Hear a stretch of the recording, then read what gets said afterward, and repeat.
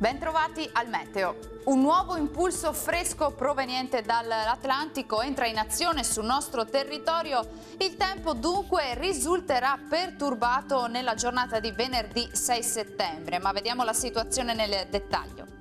Sul Veneto avremo condizioni di tempo spiccatamente instabile, come vediamo, con piogge e temporali localmente anche forti e non si escludono delle grandinate. Le temperature inoltre tenderanno a calare e le minime saranno comprese tra i 15 e i 21 gradi, le massime invece risulteranno comprese tra i 23 e i 26 gradi, dunque un clima lievemente più fresco.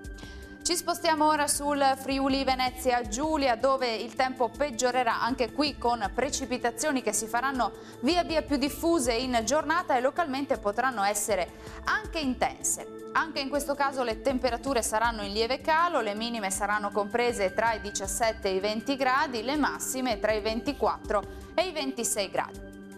Situazione identica sul Trentino Alto Adige, dove la perturbazione investirà anche la nostra regione, con piogge un po' dappertutto.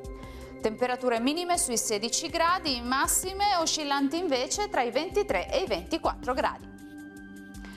Bene, dal meteo per ora è tutto, buon proseguimento in compagnia di Antenna 3.